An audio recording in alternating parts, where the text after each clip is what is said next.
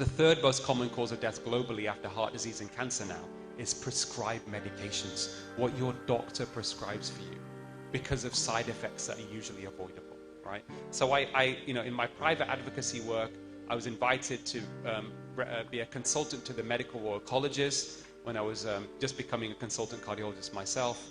And the Medical Royal Colleges essentially represent every doctor in the UK, Royal College of Physicians, Royal College of Surgeons, obstetrics, all of that, pediatrics. And I convinced those Royal College presidents that the medical profession needs to launch a campaign to wind back the harms of too much medicine in conjunction with the BMJ, a medical journal that had started a campaign like this in 2012. And I was lead author in this paper, and you can look it up. And some of the co-authors here include some of the most eminent doctors in the UK. And a lot of, and it was really just to highlight, and this became a big news story, it was at least one day's news to start with. It was all over the news. And one of the other problems as well in a healthcare system, when a lot of doctors are doing things that aren't beneficial, and they don't even know it, then it creates a lot of waste, right? And then, it diverts from the patients that need it. So one doctor's waste becomes another patient's delay. So let's talk about misleading health statistics, because I think one of the most important educational aspects, if you like, I think, from this talk, and anything we do in medicine, comes down to understanding the numbers in a way, explaining the numbers as a doctor in the way that most people can understand. And this is not rocket science, okay? So let's look at misleading health statistics. And this is very relevant to the vaccine as well. So there are many ways of presenting a benefit. We use something called relative risk or absolute risk. If you use relative risk, then it can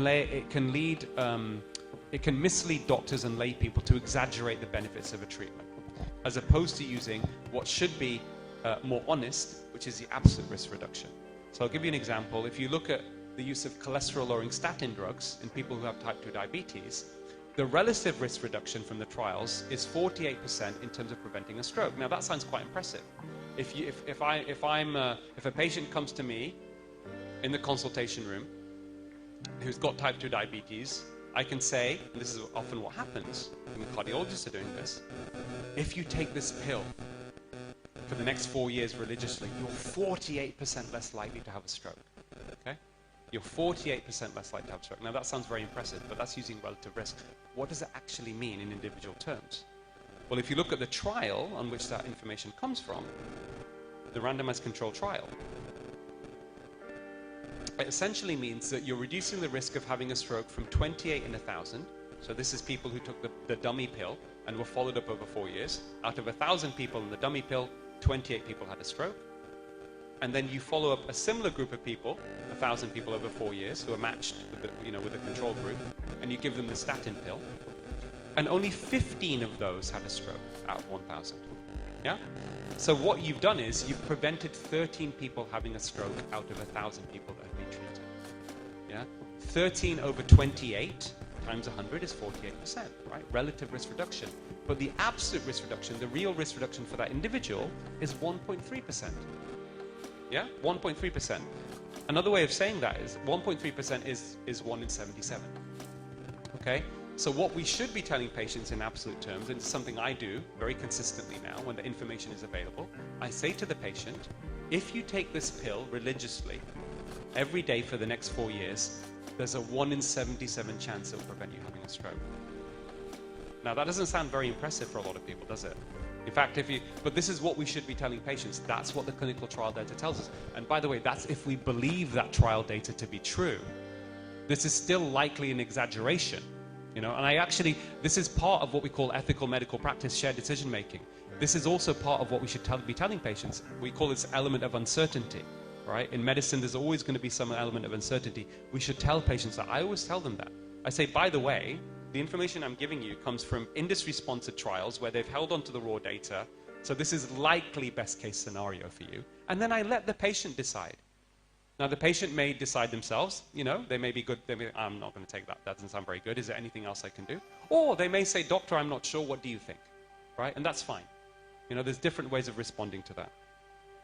Now, the problem is, when you look at this relative risk and absolute risk, many medical journals over the years have used mismatch framing, so they present the benefits of a drug in the clinical trial, in the Lancet or the BMJ, in relative risk terms, and the harms in absolute risk terms. which is a joke, really. This is not medical science, this is marketing. A third of articles published in the BMJ, JAMA, and the Lancet between 2004 and 2006 use this mismatch framing. So they're exaggerating the benefits in people's minds and minimizing the harms. Don't just take my word for it. This is a WHO, World Health Organization bulletin, which was written by the director of health literacy in the Max Planck Institute in Berlin, Gerd Gigerenzer, who I've also met, wonderful man. And he wrote this. This is not just my view. He said, it is an ethical imperative that every doctor and patient understand the difference between absolute and relative risks to protect patients against unnecessary anxiety and manipulation. In other words, and I've argued this, I say, if a doctor is not telling patients the absolute risk of any intervention when that information is available, it is unethical medical practice. It is unethical medical practice.